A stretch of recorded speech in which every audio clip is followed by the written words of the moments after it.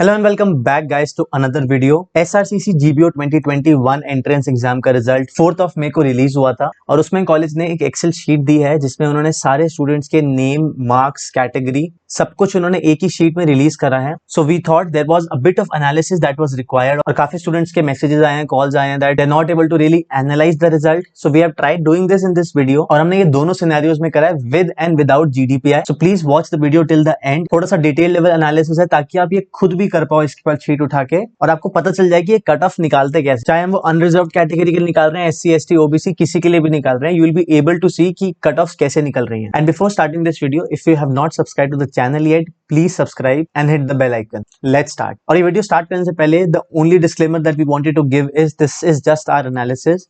Actual results might or will actually vary according to the decision of college authorities कि वो GDPI कराना चाहते हैं, नहीं कराना चाहते हैं, क्या सिनेरियो होगा। Pandemic situation in country is not so good, so it's really difficult for tier 2, tier 3 colleges usually to conduct GDPIs। अच्छा, अब total number of seats की बात करें तो आज से कुछ साल पहले 62 to 65 सीट्स होती थी SRCC GBO में, but the number is now around 87 to 90, जिसमें से unreserved कैटेगरी की 31 सीट्स हैं, SC की 12, ST की 6, OBC की 21 सीट्स हैं, PWD कैटेगरी की सिर्फ 3 सीट है, CW की 3 है, फॉरेन नेशनल की 3 सीट्स है और EWS कैटेगरी की 8 सीट्स है। तो ये तो हो गया सीट्स का ब्रेकडाउन, लेकिन ये ब्रेकडाउन बहुत जरूरी है जब हम विदाउट जीडीपीआई के एनालिसिस करेंगे कि कितने कितने बच्चों को फर्स्ट लिस्ट में कॉल आएगा ही आएगा। सो लेट्स एनालाइज फर्स्ट कि एसआरसीसी जीबीओ का अगर जीडीपीआई होता है तो क्या सिनेरियो रहेगा और कितने बच्चों को जीडीपीआई के कॉल्स आएंगे ही आएंगे, जो लास्ट फ्यू इयर्स के पैटर्न्स चलते आ रहे हैं for the GDPI calls. Okay, तो ये वो एक्सेल शीट है जो आपने रिजल्ट पोर्टल में देखा होगा एसआरसीसी जीबीओ की वेबसाइट। हमने सिर्फ ऊपर के रोज हटाए हैं और हमने इसको सॉर्ट कर लिया है सिंपली लार्जेस्ट टू स्मॉलेस्ट में, यानी first rank to last rank में। अब अगर मैं इसकी एनालिसिस करना चाहूं तो मैंने सिंपली एक पिवट टेबल बनाया था कैटेगरी वाइज, जहां पे मैंने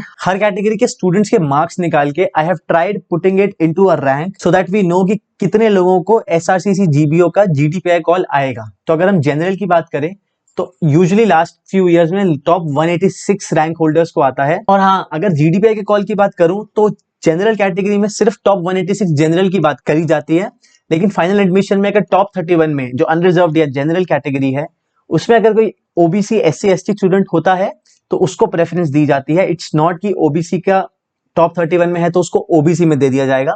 ही और she is awarded admission in the general और अनरिजर्व कैटेगरी। बट अभी हम जीडीपीआई की बात करें तो इसमें सिर्फ जनरल रैंक होल्डर्स ही होंगे। तो टॉप 186 में हमने जो देखा वो ये है कि 418 के स्कोर से which is first rank holder 309 के स्कोर तक होगा जो 186 रैंक होगा जनरल कैटेगरी का। ऐसे ही अगर मैं ओबीसी में बात करूं लास्ट फ्यू ईयर से 129 रैंक होल्डर तक को जीडीपीआई का कॉल आता है, तो उसके लिए इस साल का जो स्कोर होगा वो 376 से 250 तक का रहेगा।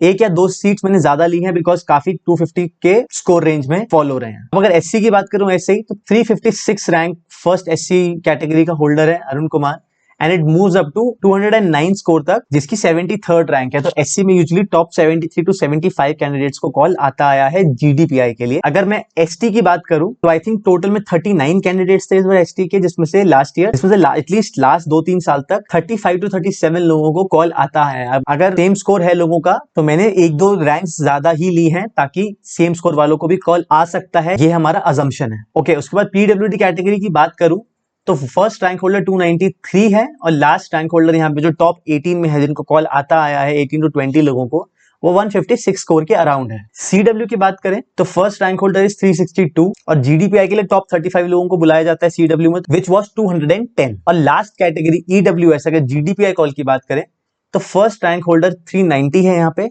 और टॉप 49-50 लोगों को अगर मैं देखूं तो 289 स्कोर तक वो जा रहा है। तो ये तो हो गई जीडीपीआई कॉल की बात। अब ये कॉलेज के हाथ में है कि वो 186 लोगों को ही बुलाते हैं जनरल में या 190 को बुलाते हैं या वो जीडीपीआई करते ही नहीं है। तो दूसरा सिनेरियो जो हमारे पास अब है वो है कि अगर जीडीपीआई प्रोसेस नहीं होता है तो सर क्या होगा। तो उसमें जैसे मैंने आपको बताया उसमें सबसे बड़ा जो रोल प्ले करता है वो है जो ये आपको सीट्स दिख रही हैं इस टाइम कि कितनी सीट्स कॉलेज के पास हैं। तो वो टॉप 31 को तो अनरिजर्व कैटेगरी में बुलाएंगे ही क्योंकि 31 सीट्स अनरिजर्व कैटेगरी की होती हैं। छोटा सा एनालिसिस देखें तो इसमें जनरल कैटेगरी के 22 हैं, ओबीसी के 4 स्टूडेंट्स हैं, ईडब्ल्यूएस के 3 और सीडब्ल्यू के 2। ये पहले 31 स्टूडेंट्स का एनालिसिस है। तो इनको तो कॉल आएगा ही आएगा 100%, लेकिन इसका मतलब ये नहीं है कि अगर कोई जनरल में है तो इसके बाद लिस्ट मूव ही नहीं करेगी। लास्ट ईयर सरप्राइजिंगली लिस्ट काफी मूव करी थी और मैं आपको बताऊंगा कुछ कैटेगरीज के लिए जिनका इन्फॉर्मेशन हमें मिल पाया जीबीओ की वेबसाइट से, इन्फॉर्मेशन पब्लिकली अवेलेबल है। आप भी एनालिसिस कर सकते हो, लेकिन just to make it easier for you we have done it for the categories जिसके लिए हमें रिजल्ट मिला। तो टॉप 31 के बाद अगर मैं बात करूं तो यहां से शुरू होता है 32nd रैंक एंड बियॉन्ड, जिसमें सारे स्टूडेंट्स हैं। हाउएवर अगर कोई स्टूडेंट ज्यादा स्कोर करता है एक अनरिजर्व कैंडिडेट से और अनरिजर्व कैटेगरी में अभी सीट्स बची हुई हैं, ही और she will get a preference in the unreserve category instead of the reserve category. Often times there is a confusion in this matter, but the government colleges are usually following the same rules laid out by the government which says this.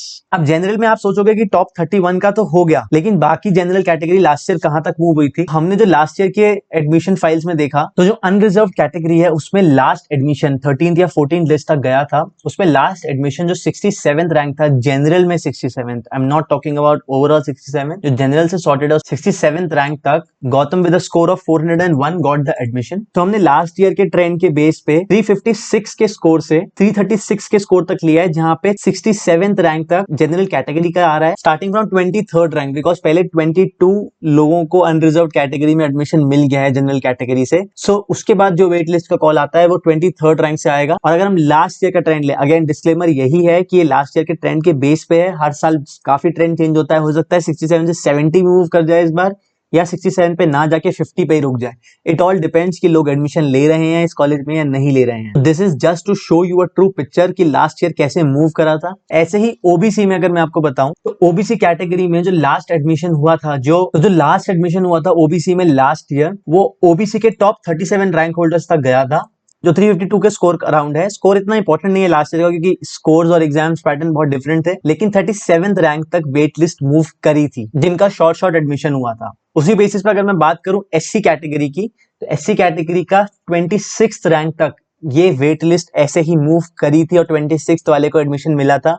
Guys ये सारी अगर आप 12th, 13th, 14th wait list देखोगे last year की जाके, तो उनमें इन सबका नाम है और इन सबको एडमिशन मिला हुआ है।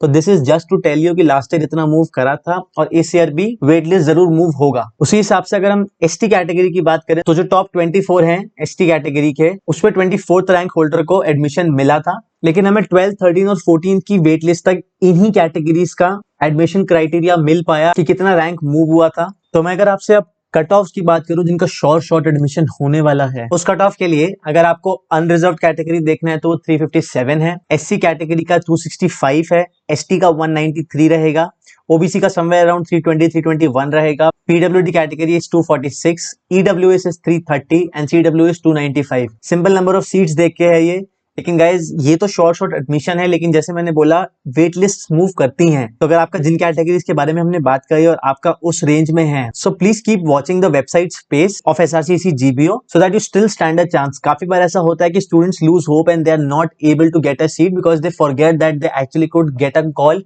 Even after 1 to 2 months of result declaration. I hope ये वीडियो आपको थोड़ा सा हेल्प करेगा इस एनालिसिस में। If you have not subscribe to the channel, kindly subscribe, and if there are any questions please put it down in the comment section और put a WhatsApp message, will try to reply as soon as possible. Thank you, stay healthy, stay safe.